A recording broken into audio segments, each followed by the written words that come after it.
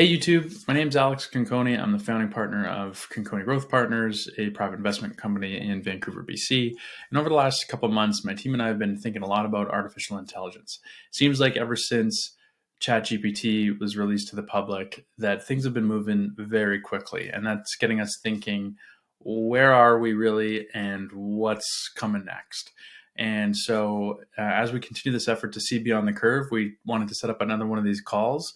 And we've reached out to none other than Geordie Rose, the founder of Sanctuary.AI, Kindred.AI, and before that, DWave, the world's first commercially available quantum computer. We just finished, and it was quite a fascinating conversation. We've recorded it, and we're sharing it with you here, and I hope you enjoy it.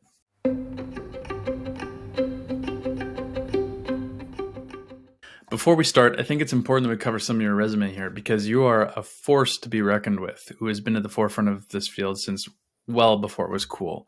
So Geordie's got a PhD in physics. He's launched multiple successful frontier technology companies. He's the founder of DWave Systems, the world's first commercially available quantum computer with clients like Google and NASA. He's co-founded and sold Kindred.AI, a warehouse robotics company, for over $250 million. And he's now leading the charge at his third company, Sanctuary.AI, where he's building some of the world's first AI-driven humanoid robots. Geordie, I'm thrilled to speak to you today. Thanks for sharing your time with us. Thanks for having me. Looking forward to it. So, quantum mechanics, artificial intelligence, robotics. You have a PhD in physics, but did you also minor in existential philosophy? All of the businesses you founded have at their core technologies that have such profound implications for what it means to be human. I think it's a fascinating body of work. How did you get started on this path? Well, it's not by accident. I think those categories of things are exciting to me. So I seek them out. We always can, hopefully be able to choose what we work on. And I've had the good fortune to be able to find some people along the way that have, come along on these different journeys that I've been on, and they've been all of the different things I've been involved in have been fascinating in different ways. How it all got started, I'm not entirely sure, and I think there was a lot of luck and accidents of fate along the way, but it's definitely a type of thing that I really enjoy doing. I don't like working on things where the answers are known. I like to try to build things that don't exist but should. I think that's kind of like summarizes my career obsessions, is build things that don't exist but should. Well, you're certainly not afraid of hard problems. So I think, to start this conversation, I don't think we can start talking about AI without first talking about ChatGPT. It's kind of dominated the last couple months for me, and I'm sure you've taken notice of it as well. The GPT model behind ChatGPT was first announced by OpenAI in 2020, but it wasn't made available to the public until 3 months ago. Since then, it's become, and I quote ZDNet here, the fastest growing application of all time, with over 100 million active users as of January, just 2 months after launch. Now, for context, that same feat took TikTok 9 months, Instagram 2.5 years, and in a different period of the internet, Google and Facebook took about 5 years. What do you think of ChatGPT? Does it deserve all of the hype? I've been watching this particular type of model since they first were started being built, more than 10 years ago. Essentially they're like autocomplete algorithms. When you type on your phone and it's suggesting the next letter, that's what's going on. And Yeah. if you the remarkable thing is that if you train these models on enough text, say like every word that's ever been written, they are quite good at generating what looks like coherent text in many circumstances. Not all, but many. And I don't exactly know why it's captured the public's interest so much. I think there's two reasons. One is that there's no barrier to using it. You don't need to be a technical person. All you need to be able to do is type. And pretty much everybody can interact with it. And one of the things that really differentiated the OpenAI version of this, because there are dozens of them, that's not a unique thing, is that they built this very easy to use interface. and the engineering behind it was just spectacularly well done. So I can go on and 100 million people are hitting this thing right away, and I can go on and type something and I get a response back. So that's one thing, is it's really easy to use. But I also think that there's another aspect of this that I don't think that the general like person on the street is aware of how advanced AI is today. And so when they got to see it, they're Yeah. like, where did this come from? This is amazing. Yes. So like, somebody, I'm not normal in this sense because I've been an insider in this world for like a decade. So I know all of these things exist. And I was kind of like bemused when I saw the reaction to it, because like, well, we've been using these things for like 5 years. They're not really any different now than they were before. So why is everybody freaking out? But the reason is nobody knew. Sure. So this dramatic ease of use allows people to actually see what's going on, and I think that's why it caught, because everybody's interested in this, right? And even if it's only self-interest, as people are interested in how their own minds work, of course. This has been the central thread of philosophy tracing back, thousands of years, maybe even before that. It's who we are and what are we as a thing is Hmm. something that everybody thinks about sometimes. And so when you see a thing that's pretending to be a person, you start asking questions about, well, is this really a person, or Yeah. is it like me, or not? Can it help me do things? All these kinds of related questions, and because it's so easy to use, you get this spike in adoption. Yeah, that's really interesting. I mean, like you said, at a high level, these language models are predicting the next word in a series of words, or next part of a word, or however they're structured. Do you think that a human brain or some part of it has a process going on that's doing the same thing? So a couple things about this. So one, they're not language models. So people call them that, but that's not what they are. They're statistical Okay. token predictors. That doesn't roll off the tongue as well. People call them Okay. language models, and I think that this is willful obfuscation, because the people who use them want us to believe that they are actually language models of language and thought, because language and thought are related, but they're not. They're just a statistical program. That's all they are. Now, the second question is, are we also statistical programs, is a harder one to deal with, because in a certain sense, so one of the guys who I got me on my journey of the thinking of building AI was Jeff Hawkins. He wrote this book called On Intelligence about a decade ago, very influential for me and the people I work with. And his central thesis was that what intelligence is a prediction machine. What it does is it predicts the outcome of our actions. So if you, everything from picking up a cup, so your brain is constantly predicting what will happen so that you succeed, or long-term goals like getting a degree at a university or getting a job or something like this. So Hmm. if we are in fact at our base prediction machines, that means that we're like predicting the next slice of reality every time in a Hmm. forward way. So that is a statistical prediction problem. It's the same as the large language models. So think of it this way: the large language models, I'm going to call them that, even though it gives me a little bit of pain in my heart, are predicting the next letter or token in a sequence. So if I give you a prompt like, what's the capital of France, then the next token is statistically chosen from the internet uh, text that it's trained on. And usually when those kinds of questions are answered on the internet, they're answered in the correct way. So it parses all of that, and it comes out with a statistical prediction that the capital is Paris. So if I'm a mind now, a human mind, and you ask me the same question, the fundamental, I think, unsolved issue is whether I'm actually doing the same thing or not.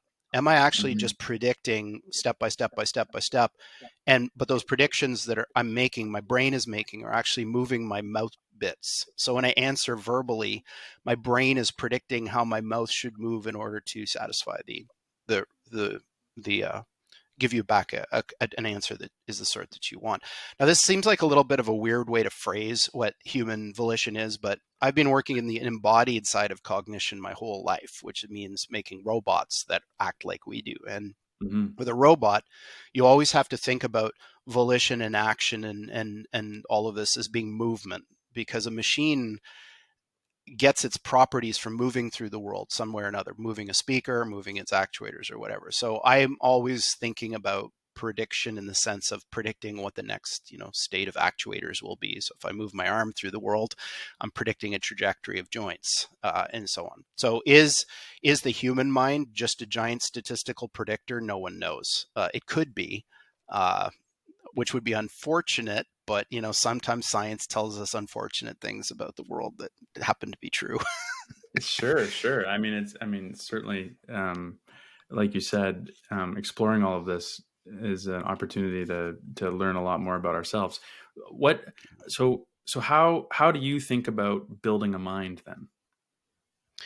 Well, the first part of this is to think about a mind as being a control system for a robot. Control system's a software system that takes as input perception, things like cameras and touch and whatever you want to load it up with, and it outputs action. So at some very rough estimation, all entities that we would think of as having minds do this thing, is that they're a thing that perceives the world, and then they act. And the thing in the middle, we could call that the mind. So humans do this in a particularly interesting way for us because we're people. But every biological entity does that thing, and they don't all do it the same way. But everything from a virus to a person to an oak tree to your pet dog are all doing the same thing, which is converting perception into action. So the way I think about the mind problem starts there, is that a mind is a software system, in the way that I kind of set the problem up, for a robot that has perception, and it converts that. The mind is the software system that converts the perception into action. Now, how you actually build the mind is a whole other matter, but that's kind of how I frame the problem. Okay, interesting. You mentioned seeking a goal earlier. Yeah. And there's this phrase, long horizon task planning. I've heard people say, Yep. what, um, maybe you could explore or explain to me what is that, and where does that problem fit into the process? Yeah. So the maybe just a bit of context. A lot of the words we use when we talk about our own minds are very ill-defined, and we kind of think we know what they mean, but we don't always agree. So I can say a word and Hmm. it's not the same. So the tried to be, at least internally on our effort, very precise about the words that we use and what we intend them to mean. So for us, intelligence is defined as the computational part of goal seeking. So that's a little, again, a weird phrase, but it's usually attributed to a guy named John McCarthy, who was a titan of AI back in the 80s and 90s. And the reason it's important is that intelligence is not primary in that statement. It's a thing that enables something else. Goals are primary in this way of looking at the world. So an entity is defined by its goals in this view. Intelligence is just kind of a fuel that allows the thing to do what it's programmed or wants to do. So the starting point of understanding why minds take action. So I define kind of what they are. They take perception, output, action, but why? Why do they choose one action over another? That is in a robot an engineering choice. You have to tell it what the goals are. And so Hmm. the part of the problem of building human-like minds is you have to have a way to think about writing down what the set of all human goals is. So we have a way of doing that at Sanctuary, which is one of our, I think, differentiating aspects. Is we've, I don't know if discovered is the right word, but we have a way of writing down a set of things that is meant to encapsulate all human goals. So then when you ask the question, well, how intelligent is that thing? You always answer in reference to how well it achieves the goals. So something is more intelligent in the context of a particular goal if it can achieve that goal better.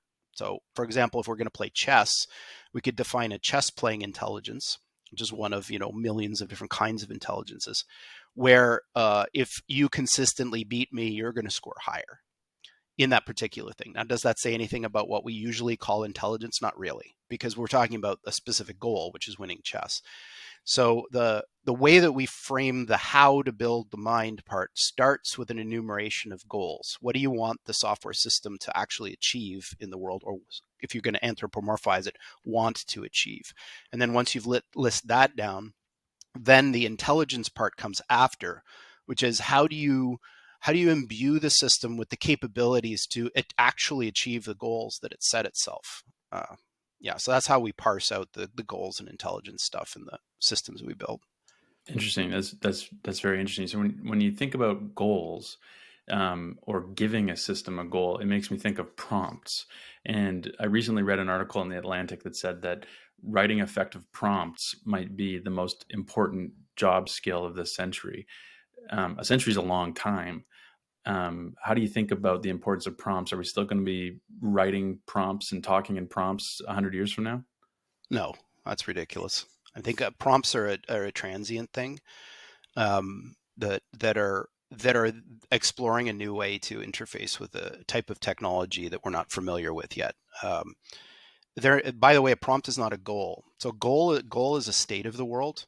So if Okay. you were going to ascribe goal-seeking behavior to a system like a large language model, the goal would be to satisfy the human user's desire for a quality response, which is a little bit hard to quantify.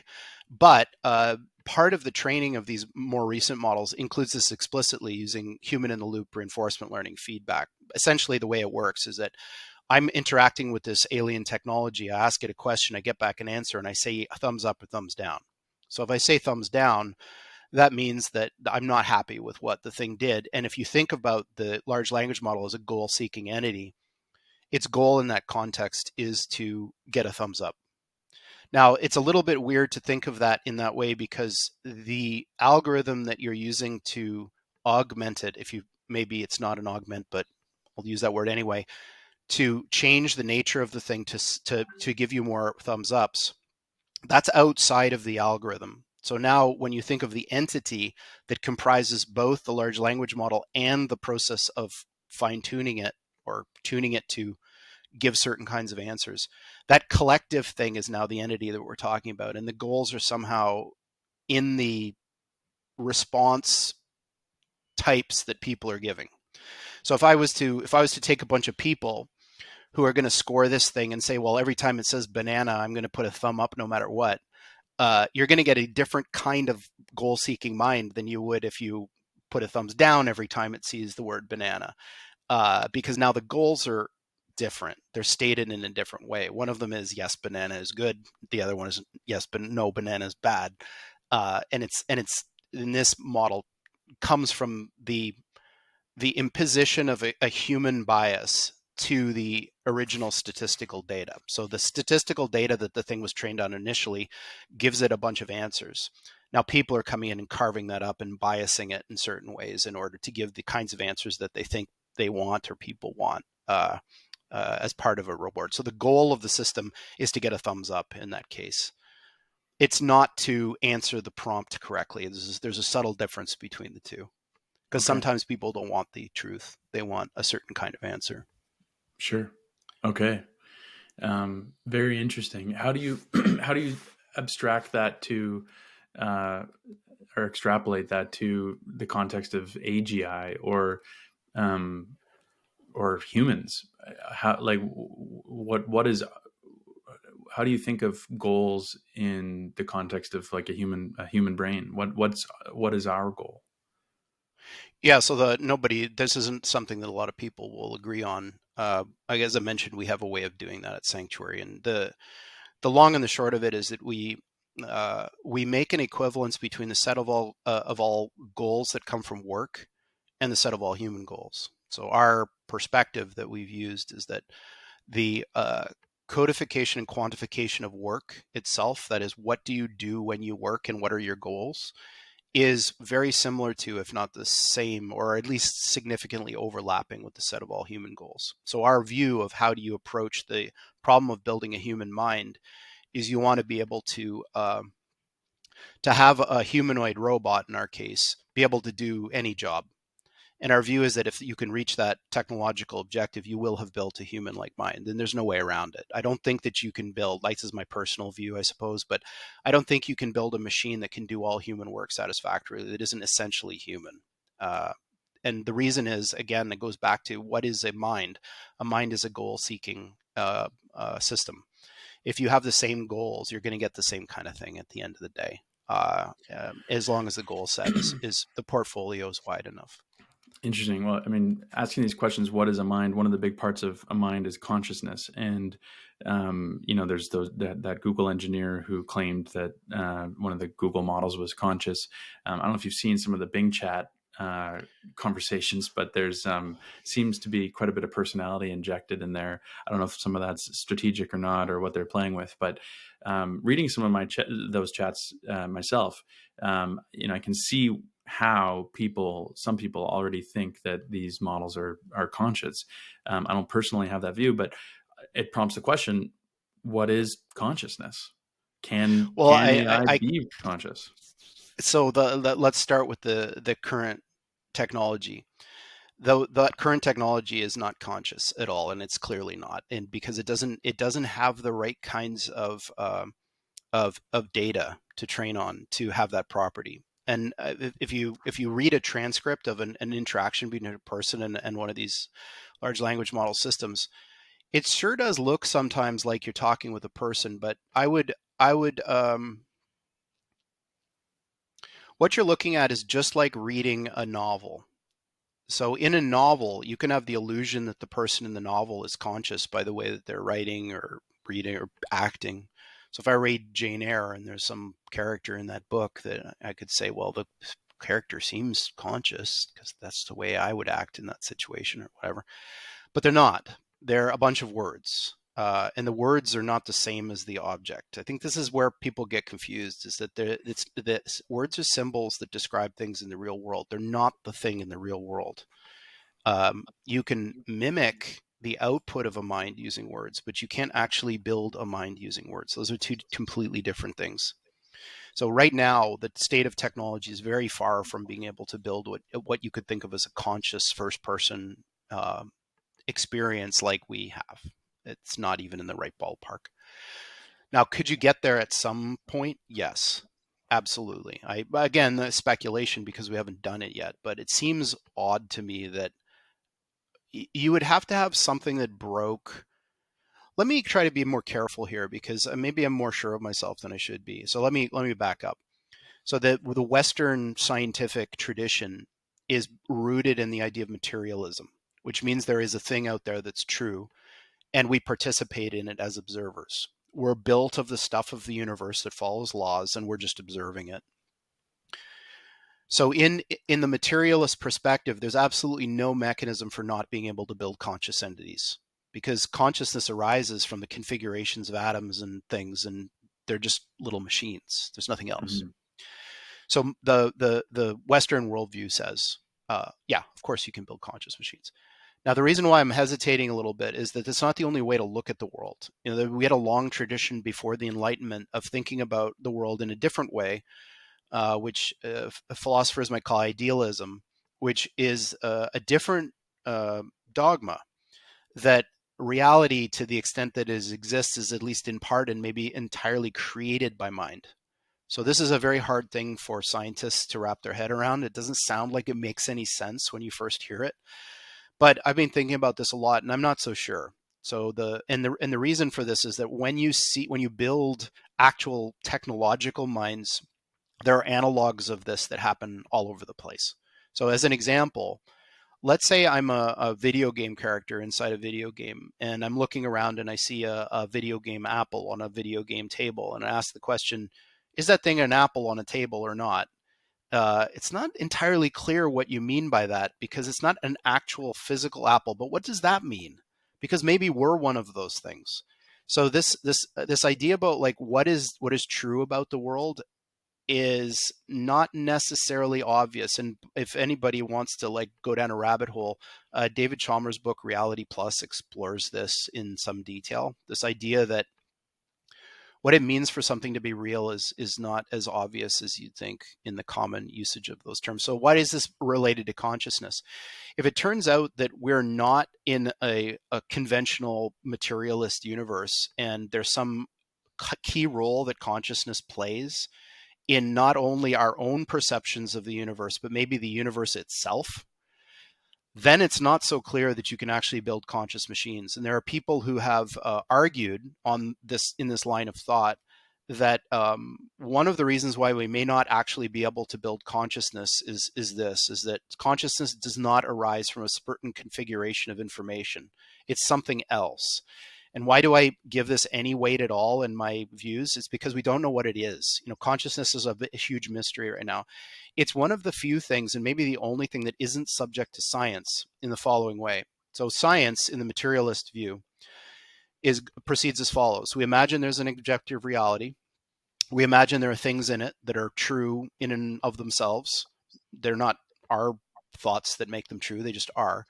And then we, you and I, came to a consensus about the properties of this outside world by writing mathematical laws that govern its behavior. So you can't do that with consciousness, because consciousness is a first-person private thing. I don't have access to yours. You don't have access to mine. There's no consciousness in the world that we can both probe and do first-person science on. So we can't agree on what that thing is, because both of us can't actually experience what it's like to be another consciousness. It's just not the thing that we have access to. So consciousness is this hole in science. It's not just that we don't understand what it is. It's not amenable to analysis using the tools of science, at least as they currently sit. So I'm wary about making any categorical statements that depend on knowing what that thing is and whether we can build it, because we don't have any idea what it is. Let's be honest. It's one of the hardest And problems. yeah, That's why you're working this on it. is, well, I wouldn't say that exactly, because you can build something that's very human-like that doesn't have a first-person egocentric Sure, perspective of the sort that we have, I think. Chalmers calls these philosophical zombies. They look sure. like they understand the world, but they don't actually I, in the way we I do. mean, if we can simulate consciousness, I guess the follow up is, does it like does it matter aside from the philosophical question? Well, it matters to us. We have it. Yeah, yeah, This reminds me a little bit of the early days of quantum mechanics, when everything was hunky-dory with the Newtonian view of the world, except there was this weird black body radiation thing that didn't quite make sense, and it wasn't working, and then all of a sudden you pull on the thread and the whole classical worldview unravels. So I have a hmm feeling that again, this is super speculative, and maybe this is more like an over beers thing than a serious thing, but I think that the understanding the nature of first person experience is going to usher in a massive scientific revolution. Like like quantum mechanics did, our worldview of how things work is going to fundamentally change when we finally understand this thing. it's very interesting. Up to and including things aren't real. So that could Sure, happen. sure. An agreement, a scientific consensus that the universe is not actually what we think it is. That could Sure, happen. sure. Well, you mentioned quantum, and I know you spent a ton of time on quantum. One of the interpretations of quantum mechanics is the many worlds or parallel universes. Um, how do you think about that? Is that a useful way to try to wrap our heads around what's happening with quantum mechanics? Yeah, and it's I don't even think it's an interpretation. What that picture means is taking it literally and over the entire universe. So you don't treat different parts of the universe differently, and if you don't, then you get the what's usually called many worlds. So the reason for this is that uh, most of the ways that quantum mechanics are taught, at least when I was in school, divide physics up into two things. There's like the things that things do when they're on their own, and then there's the things that things do when they're being observed, whatever that means. And the all of those things make uh, have to add things to quantum mechanics in order to make the pictures work. So they take this thing and then they add a bunch of stuff on top of it, and then that's the thing that they're calling an interpretation. But if you don't do that and you just use the underlying quantum mechanical rules and you say this just applies to everything and there's no other rules, then you get the many worlds interpretation, if you want to call it that. So my view of why are we ad hocing and adding a bunch of junky stuff to a theory that just works already? By the way, in this particular way of looking at things, we still capture all of the results of quantum mechanics. There's nothing lost.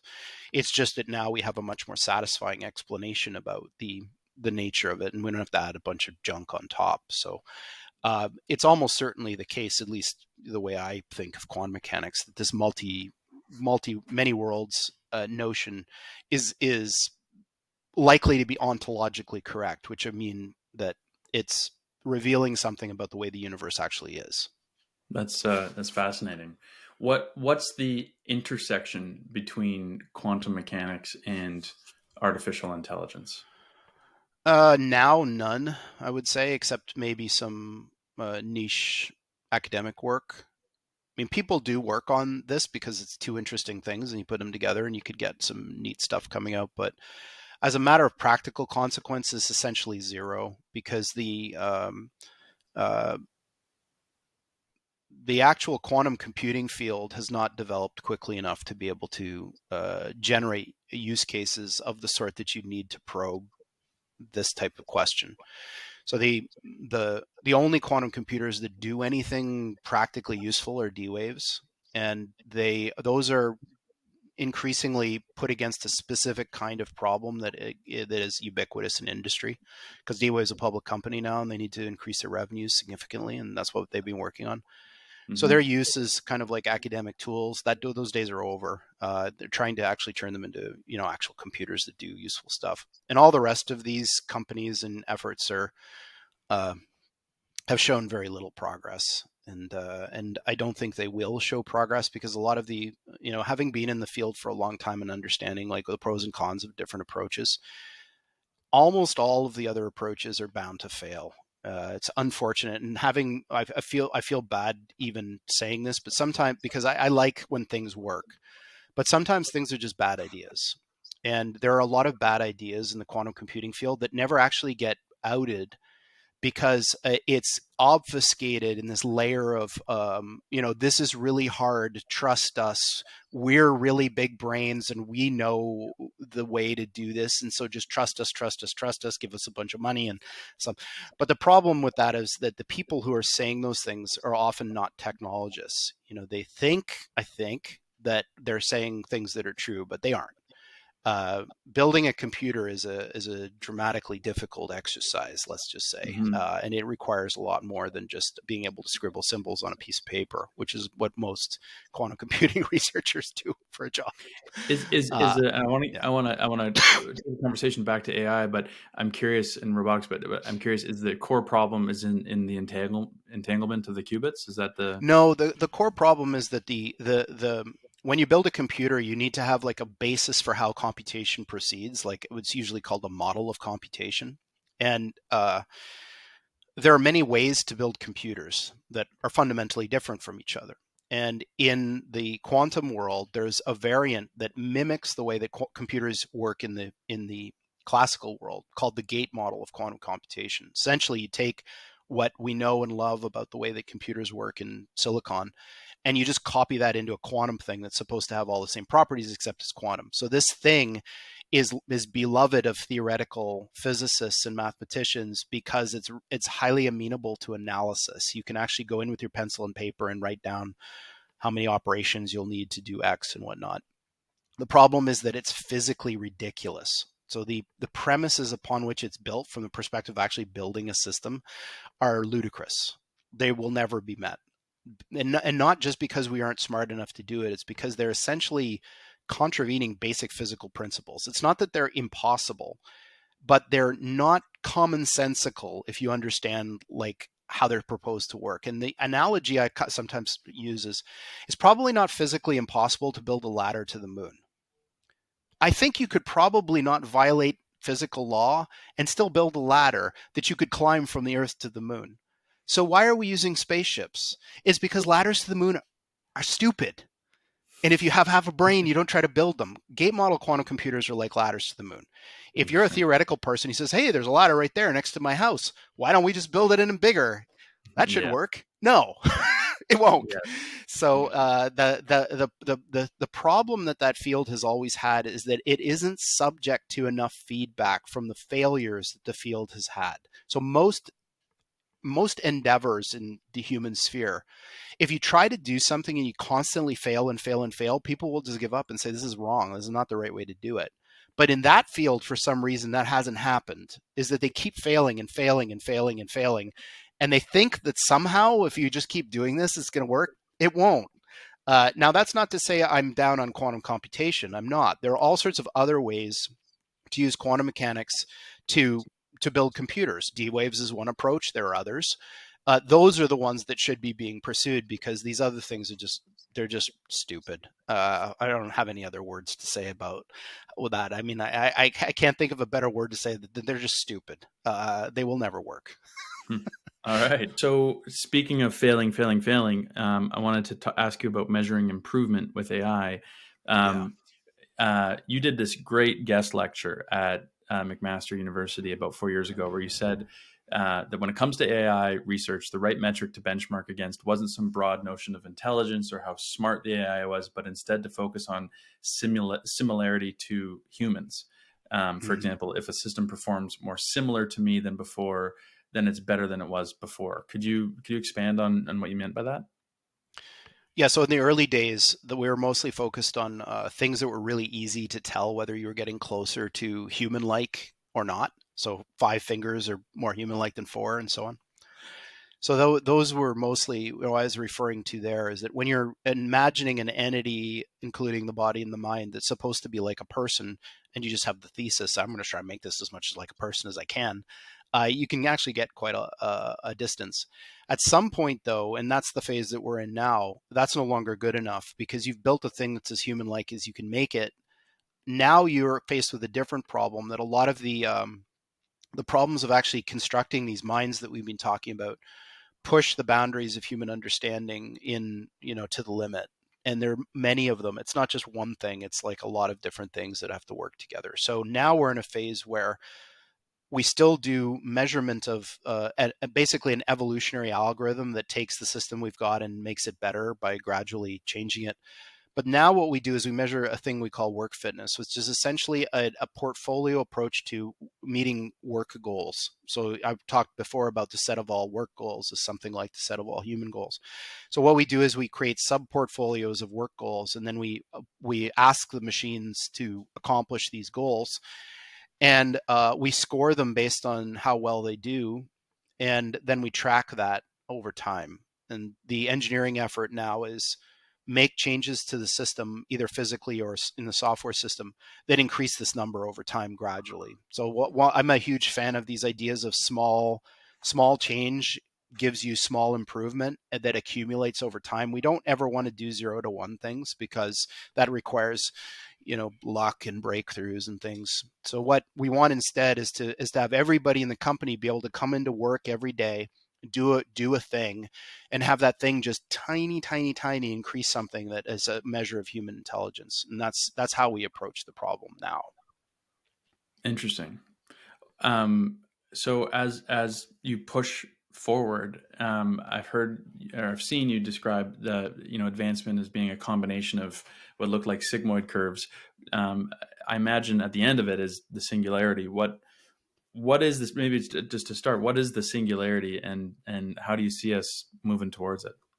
Well, that's a question that's really strongly connected to the question of what are the goals of the thing that you're talking about. So if the goals are just to do work well and nothing else, then what you're going to see at the end state of that are systems that can do all of the things that we do in the economy um, very well, superhumanly, maybe you would say.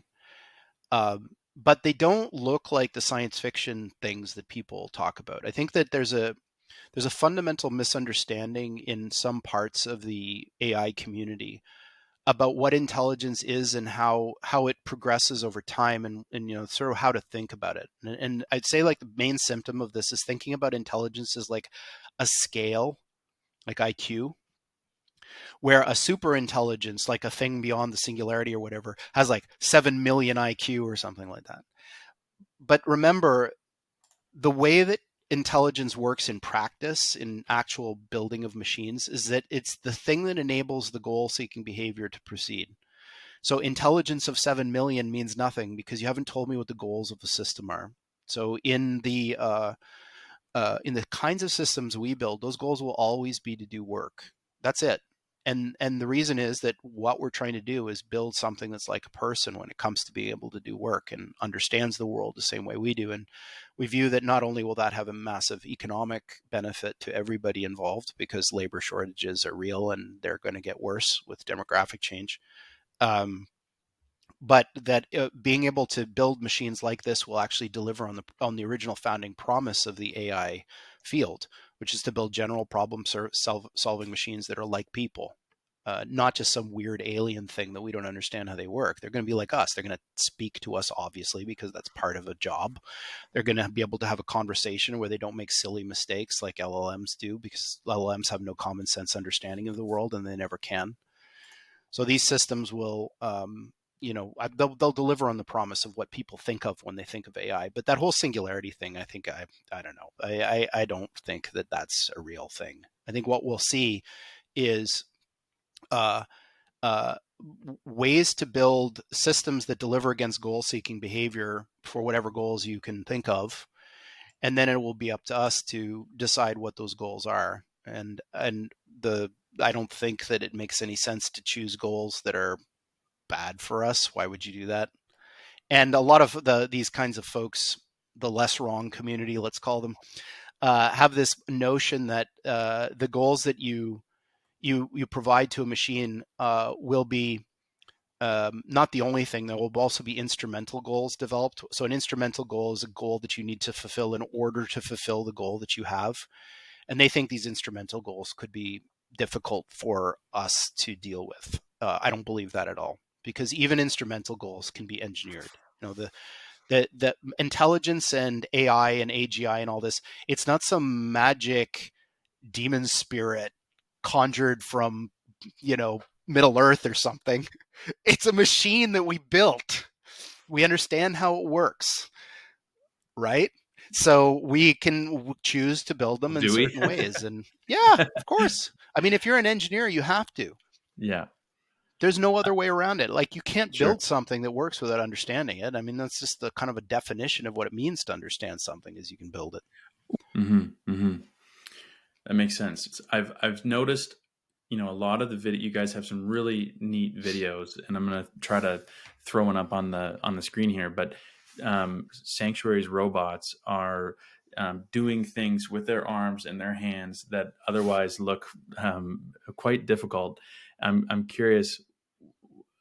It seems like building a human hand would be a pretty difficult thing to do. What's the significance of the hand in particular? Is am I right to focus on that? Is that something that you guys have put a lot of energy into? Yeah, because think about how work is delivered. It's delivered through our hands. Like, the hands are the thing that actually do the work. So if you're building a robot that's supposed to be really good at all sorts of different jobs, you need to make it so that their hands are as human-like as you can make them. And as you mentioned, actually doing that is very hard, because the hand is an absolute marvel. It's very difficult with current manufacturing and design technologies, to build something that's as just like a human hand. In fact, it's impossible, I think.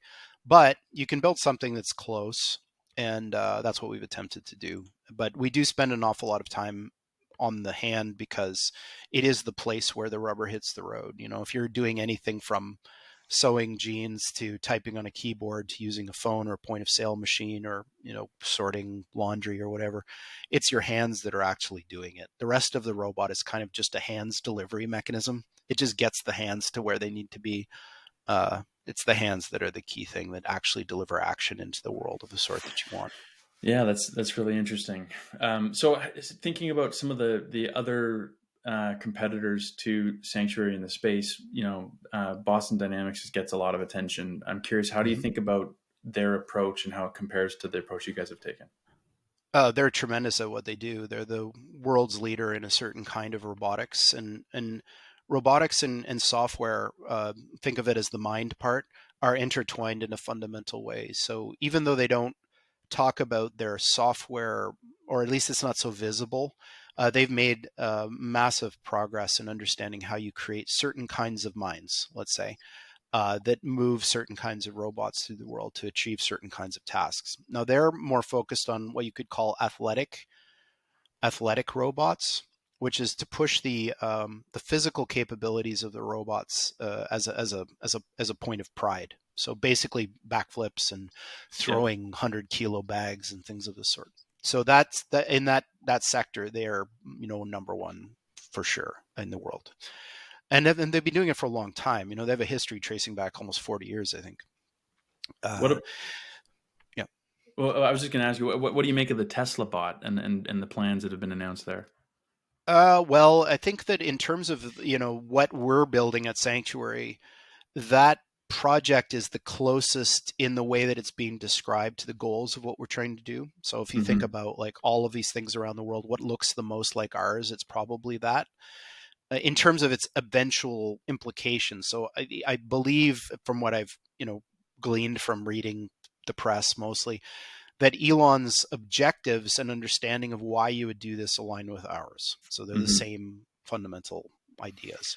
I Where think. they are in the technology space, they're about where you'd expect something to be if it was started 2 years ago, and they don't really have a lot of background in the field, so it's not as advanced as many of the other things that are underway.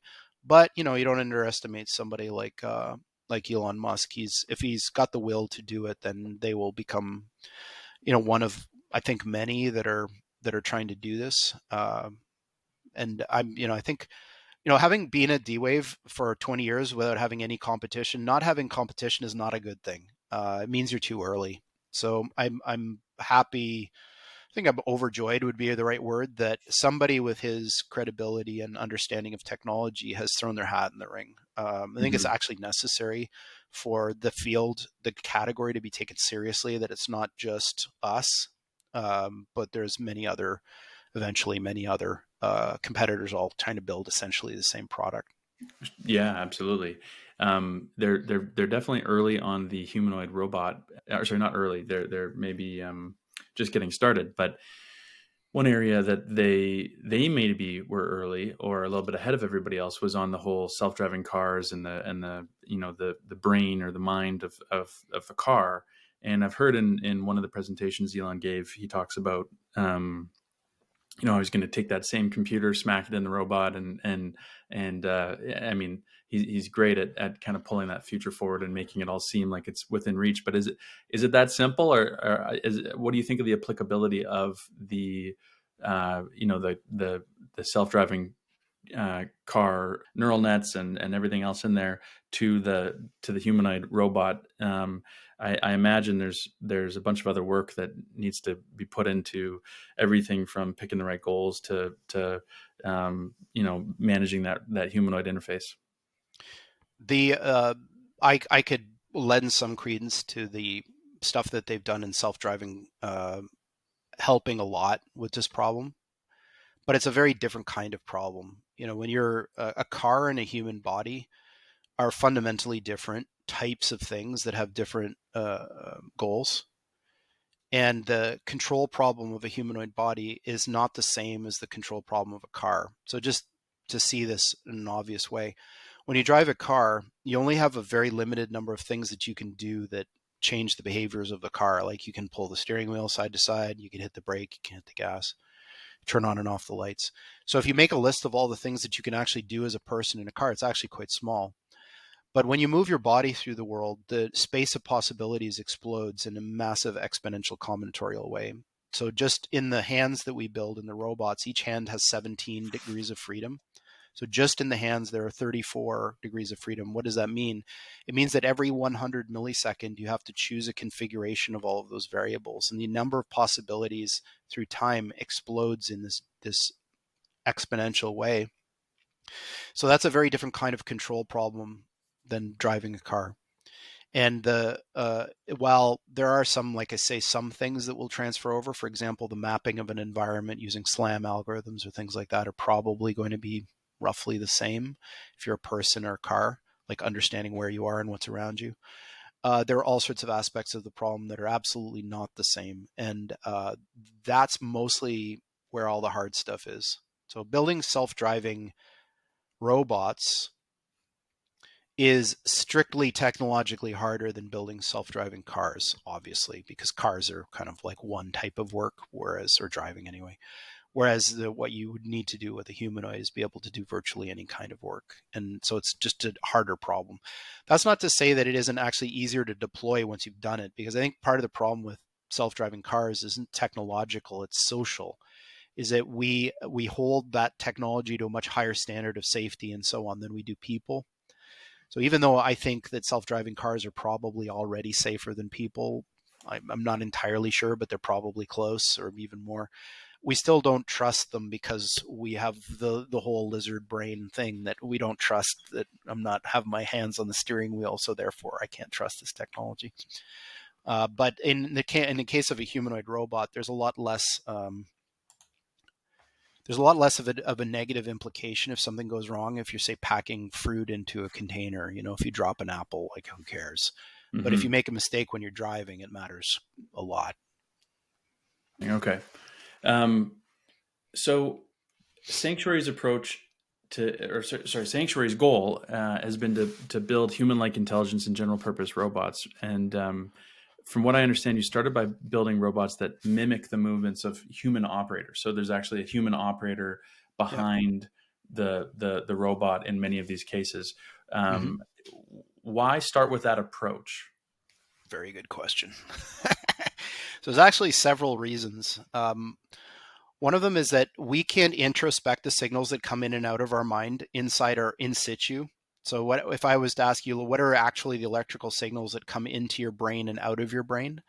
We can't do that in situ because it's invasive. You have to put things in your brain and measure them and all of this. And they're not very useful anyway because they're hard to interpret. So one of the reasons why you separate the mind from the body, in this case, so the body is the robot, the mind is this person we call pilot, it's actually moving the robot, is that the information that travels along this conduit between them is what we decide it to be. And it's the only part of the mind that receives input and output. So if I'm strapped into one of these rigs, I receive the sensory feeds of the robot through the rig, and then when I move, the robot moves. So that connection between the two carries those signals. And so what I've done by doing that is I've created an API to a mind. So my mind now has an input and an output that is specific data types, specific flow rates, specific everything. I've created a sharp interface to a mind. So now if I take a software version and I put it in where I am, it's the same API. It eats the same data from the robot and it outputs the same kind of action signals. So one of the main reasons for doing this at the beginning is we wanted to create a very sharp API for mind. What comes in, what comes out, and not be wishy-washy about it, be very specific and actually write it down like a software API you expect. So that's one reason. Another reason is that the kinds of robots we build are very complex. They typically have like 60 to 70 degrees of freedom totally over them. And there is no autonomous system that can move a robot like that to perform work now. It's too complicated. So in order to actually do stuff that customers care about, we need to do this anyway, because the human mind is much better at moving complex robots than software systems are today. So if you want to actually generate value at a customer site now through this, you need to do it using these teleoperation techniques to start. Ultimately, you remove the pilots from the picture, but at the beginning they need to be there because of the complexity of the problem. And then the third reason is that the kinds of data that you collect between the two is itself training data for the algorithms, because you're showing the robot what you want it to do given a certain circumstance. So given a certain perceptual state, you want it to act in a certain way. Programming that is virtually impossible. So what you have to do is show it. So this is what I mean by this is, how do you actually achieve a goal? So if I wanted to pick up a cup and I'm a person teleoperating a robot, it's pretty simple. I just reach out and grab the cup and pick it up. Now, could I tell you how I did that? No, because I don't have words for the electrical signals that I'm sending around my brains, but the signal that carries to the robot does have that information in it. Every single part of the movement of the robot is now captured in digital form. So I can now use that as what reinforcement learning people call an episode, which is a sequence of perception action steps that encapsulates what they can call policy. So if the action desired is the picking up of a cup, the policy can be trained by having human operators execute these traces in this complex robot and actually do it over and over and over again. It's one of the ways that you can train a policy. Interesting. That's really interesting. And People then really don't understand this teleoperation thing. I think there's this instinct that it's somehow like not really AI or robotics or something. It's ridiculous. mhm, It's the key mhm. technology to making all of this stuff work. It's kind of a linchpin thing, is that you need to do this in order to understand the problem well enough to actually tackle it from the autonomous side. Well, and then thinking about kind of a user adoption or go to market process, the ability to start with tele robotics, and I can think of all sorts of use cases. I mean, we were talking earlier about the importance of the hand, and I was actually talking to James Wells about this recently, and he mentioned that Mhm. something I wasn't aware of. If you look at a picture of somebody defusing a bomb, the hand, they've got this big suit on and they're protecting themselves, but if you look at their hands, they're not even wearing gloves. They need Yeah. that dexterity, and so I can think of even before the robots entirely acting on its own. I can imagine lots of use cases, just from Well, a think of it this way. So let's say I have a machine, call it a robot, that can locomote, so it can make it around the world, and it's got human-like hands, and it's got human-like senses. And you put a person in control of the robot. What can't it do? It can do yeah. basically everything there is in the human economy. It's the largest market in the world. It's literally trillions of dollars a year. So the top line revenue from a machine that is a human-like robot that can be flawlessly and seamlessly teleoperated, the top line revenue is essentially infinite. You will never be able to build enough of those machines to satisfy the demand. Of course, it's expensive to deliver the service. So as a scalable business, it's not the way you want to do it forever. But look at Uber. Uber has lost money every year since it started, essentially using the same model of as offering a service that the customer likes and they're willing to pay for it. It's just not economic. And so this kind of strategy that we're adopting in terms of the penetration in the market is first capability, show that you can actually do wide varieties of different work under teleoperation, then get as many of these things out there as you can with ecstatic customers paying you to do labor as a service, and then slowly bring out the cost of the robot and increase the autonomy of the robot so that you can cross the unit and make the unit economics work. And if you can do that, it's the biggest business in the world. And I Yeah, think you well, can. I I'm don't aware see of any reason why not. another Vancouver company, Serve Robotics, is got a little cart robot that drives and delivers people's food, and I know that they employ an approach where they've got a control center and they've got multiple people driving, or sorry, well, yeah, multiple people, but each person's driving multiple robots, and just they get a lot of leverage on the people, but they're also taking in learning from the data that they gather and increasingly inserting more autonomous decision making on their robots. The process that we use, which borrows from my experience at Kindred, is to first take people and put them in the work site and then learn from the people who are actually doing the work. What are all the things that people hate doing and don't want to do on the job site? And there's always a list. So we learn what those things are. And then we do our best to put our robots against those tasks But so that when in they arrive and they start doing stuff, it's all the stuff nobody wanted to do anyway. And so they're viewed as being positive change to the environment. And a lot of the sorts of things we do, there are a lot of very like there's tasks that need doing that nobody really wants to do. And by Mhm. nobody, I really mean nobody. There's a lot of stuff that people do because they have to, not because they want to. And it's not like in these environments, when you don't have to do one thing, it doesn't mean that you have less work to do. It usually means you have more work to do because you've removed the bottleneck of the thing that nobody wants to do. So nobody's losing their jobs. And it's an Yeah. important part of the strategy here is that there's currently 17 million unfilled jobs in the G7 Oh yeah. countries. Baby So you boomers could retiring on average last year, and we've birth got rates plummeting. yeah. But this is something people are not seeing yet is that the demographic changes that come from rapidly decreasing birth rates, you don't notice it until It's it's too too late. late. And what I mean by that is that we've built a society that requires a lot of stuff to be done to support it, call it Hmm. work or whatever, but there's a lot of things that need to happen in order to support our way of life. And right now, nearly all of that is being done by people. So if those people aren't there because their population decreases, then the things that you take for granted as being the things that make our society what it is, or the global society, they're not available anymore. And these are things like food. Like Yeah, these aren't sure. kind of luxury things. Sure. And so there's going to be an increasing understanding that automating the things that just need to be done is it's not a nice to have in the future. It's a need to have. And Hmm. so what we're trying to do is look at the sorts of things that people don't want to do and put this automation technology against them. And like I say, 17 million open role. Let's say we could put 17 million robots out in the world just doing those things. You haven't taken a single job from anybody. But if you think of it from the economic profile, these robots generate roughly, say, 150K annually recurring revenue to us.